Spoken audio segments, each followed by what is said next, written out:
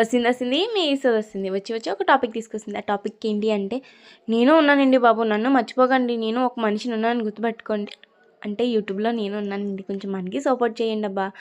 ఏంటివి కర్రలు లాంటివి తీసుకొచ్చింది అనుకుంటున్నారా? కాదు. ఎందుకు అంటే ఇవి కరపెండ్లం దుంపలు అనమాట. ఇది ఈ సీజన్లోనే వస్తాయి, సంక్రాంతి దాకా వస్తాయి అన్నమాట. ఇవి చిన్నపిల్లలకి పెట్టామంటే చాలా బలం. దాని గురించి ఇవాళ సండే కాబట్టి మా పిల్లలకి స్నాక్స్ చేసి పెడదామని చెప్పేసి మా అత్తయ్య గారు కేజీ దుంపలు కొన్నారు. అవి తొక్కలు తీసేటప్పటికి నాకు గోర్లు సగం ఇరిగిపోయి సగం మండిపోయింది అనమాట.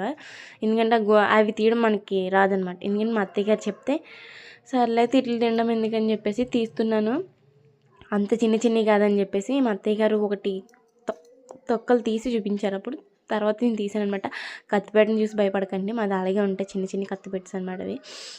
అక్క అంత చెప్తున్నావు కానీ నువ్వేం వండుతున్నావు చెప్పు అని అనుకోకండి, ఉండండి. ఏంటి అంటే కేజీ దుంపలకి మేము కారం వేసుకుంటున్నాం. మీకు నచ్చితే బెల్లం కూడా వచ్చు. కేజీ దుంపలకి 1/2 కేజీ బెల్లం వేసుకోండి, సూపర్ ఉంటాయి.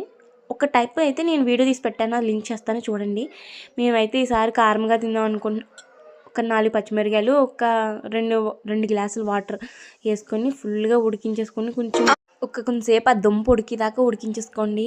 చిన్నపిల్లలు వద్దు అని అనకంట సూపర్గా తింటారు, చాలా ఇష్టపడి తింటారు. ఎందుకంటే అంత బాగుంటాయి అవి. పిల్లలకి ఇష్టంగా సిటీలో అంటే దొరుకుతాయి లేదు తెలియదు, కానీ మా పల్లెటూరు సైడ్ అయితే చాలా బాగా దొరుకుతాయి. వెళ్తూ లైక్ కొట్టండి అబ్బా ప్లీజ్.